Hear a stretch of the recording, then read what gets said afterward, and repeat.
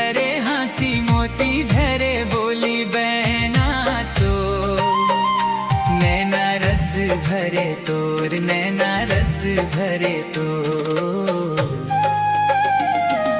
झरे मया होके सराबोर तरस रही जाए जिया मोर झरे मया होके सराबोर तरस रही जाए जिया मोर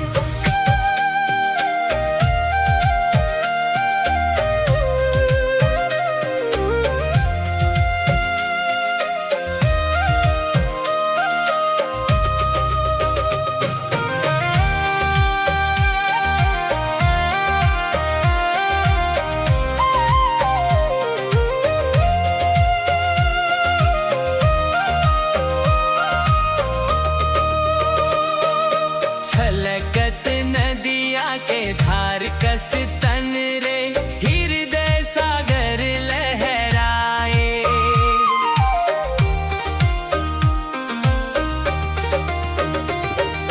सुख तोर हरियर हरियर धन मन तोर मया उपजाए पलना कस बैहा तोर झुलना कस बैहा तोर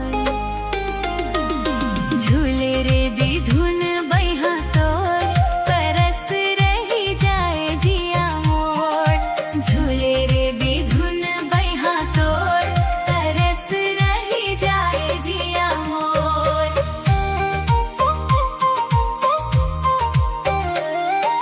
पानी पिए चंदा तोर चंदनी मुँह लुकाए गोरी सूरज के छाती जर जाए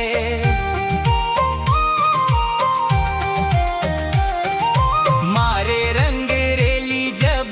तिरछी नजर घटा सावन पिया से मर जाए